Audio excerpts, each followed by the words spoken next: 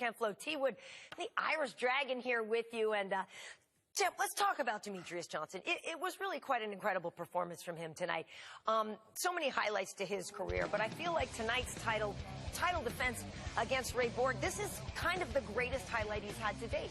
Yeah, and you know, one thing I asked him, I said, how did it feel when you had that belt wrapped around? He said it was business as usual. When you watched him shadow box right before the fight, he didn't look like he was letting the moment get to him. He didn't look like he was overthinking it. Oh, I got to go out there and do something spectacular. He went out there and he executed the way he always does. When he got to a clinch, he executed there. When he got to the ground, he found his way back up to his feet.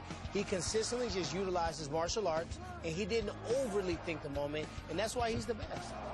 He's the perfect blend of perfect fundamentals and the element of surprise as well. You obviously, with that armbar finish at the end, suplex right into an armbar, and I think he's got it all. He's got the mental capacity to be a consistent champion in a sport where anything and everything can happen. I mean, this isn't boxing, you know, as you saw with the boxing champions where it's just hands.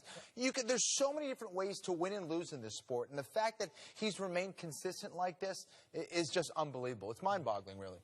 I mean, just by luck, somebody should have beaten him at this point. Right. You know what I mean? Like you said, there's so many variables that go into this sport that just closing my eyes and swinging an overhand right over that many consecutive title defenses, something should have just been a fluke. Yeah.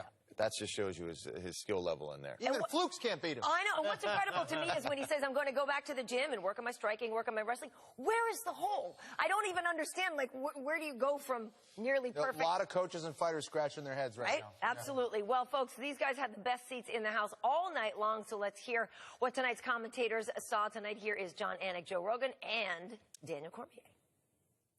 All right, KB, thank you very much. Amazing night of action here at T-Mobile Arena, and among the big winners, of course, Demetrious Johnson cementing his status, I think, as the greatest of all time. I don't think there is any dispute whatsoever now. Anybody who denies that is a crazy person.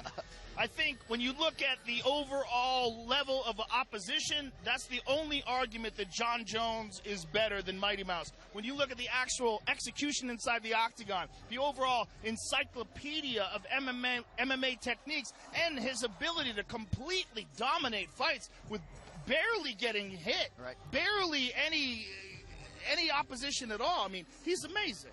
And that's where I see the big difference between DJ and everybody else that's ever done it, right?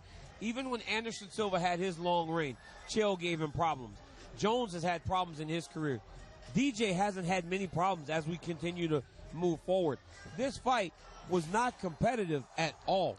Hats off to Ray Borg for being as tough as he was and staying in there, because most guys would have packed it in a long time ago. But it wasn't competitive. When you go 170 strikes to 14, you can't say it's a competitive fight. I mean, I'm trying to be respectful, J.A., but I can't do it. And I think he's getting better. Yeah, I really do. And you said that on the broadcast, and perhaps a super fight against the Dillashaw Garbrandt winner is next. But I feel pretty convicted, Karen, in saying that Demetrious Johnson's record, 11 straight title defenses, will never be broken. Guys, back to you. All right, thanks so much, gentlemen. Here is a little perspective.